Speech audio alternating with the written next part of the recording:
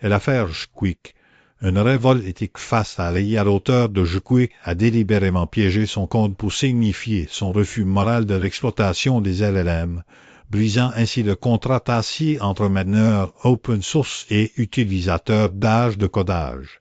L'urgence de cette affaire réside dans la rupture fondamentale que l'auteur, un programmeur de 45 ans d'expérience, a provoquée en insérant une login code malveillante dans son projet de test Jquik. Ce geste n'était pas une tentative d'exploitation réelle, mais un acte de défense morale contre l'utilisation non éthique des modèles de langage hyperdimensionnés. L'auteur, ayant passé des années à construire Jquik, environ 100 000 lignes de code, et constatant l'incapacité des grandes entreprises à respecter les licences et à reconnaître le travail collectif, a décidé de frapper un grand coup.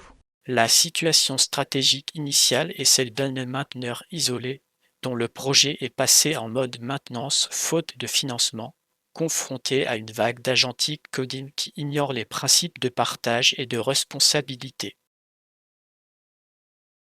Un contexte de 45 ans d'engagement open source. Cette affaire ne peut être comprise sans l'historique de l'auteur qui a contribué à des projets majeurs comme Groovy et JUnit5 et dont la position est excesse radicalisée face à la destruction des fondements du logiciel libre par l'IA.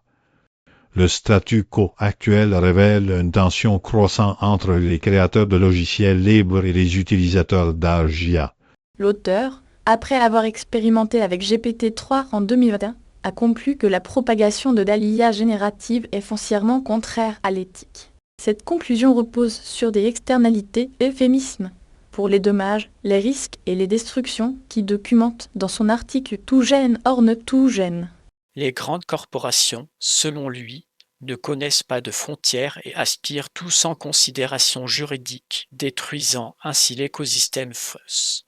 Le contrat implicite entre mainteneur et l'utilisateur, respect des licences, reconnaissance du travail, partage équitable, est brisé par l'exploitation non autorisée du code par des modèles entraînés sur des données publiques. La nature fondamentale et immorale des LLM. L'auteur justifie son acte comme une légitime défense morale visant à envoyer le message que tout le monde n'approuve pas l'utilisation des LLM, en particulier dans le codage, pour des raisons éthiques solides plutôt que par simple confort utilitaire. Au cœur de cette affaire se trouve une démonstration de la tension entre l'innovation technique et la responsabilité éthique. L'auteur affirme que les LLM hyperdimensionnés sont, dans son monde moral, hautement non éthiques en raison de leur mode de création et d'utilisation. Il s'appuie sur des arguments détaillés concernant les externalités, allant de l'exploitation des données à l'impact environnemental, en passant par la dévalorisation du travail créatif humain. L'acte de sabotage n'est pas un accident, mais une protestation calculée, insérer un login code qui ne fonctionnait pas en pratique, mais qui servait de signal fort. Il compare cela à une tentative de défense individuelle face à une machine industrielle qui ignore les droits d'auteur et les communautés.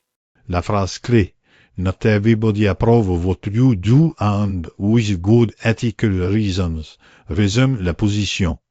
Les utilisateurs d'art de codage doivent comprendre qu'ils participent à un système qui baisse les mainteneurs.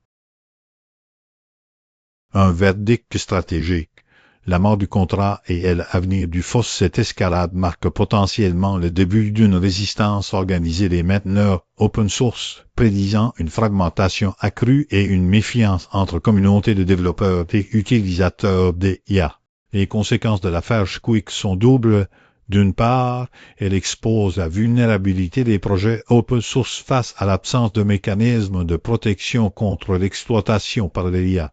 D'autre part, elle inspire d'autres mainteneurs à adopter des mesures de self-défense similaires, ce qui pourrait conduire à une érosion rapide de la confiance dans l'écosystème. Les risques immédiats incluent une prolifération de codes piégés, des forks conflictuelles et une réticence accrue des contributeurs à partager leur travail.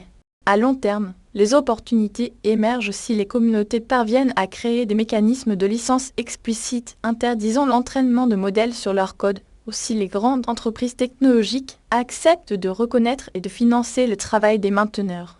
La question stratégique ultime est de savoir si cette affaire sera un épiphénomène ou un catalyseur pour une reconfiguration radicale des relations entre les créateurs de logiciels libres et les utilisateurs des IA.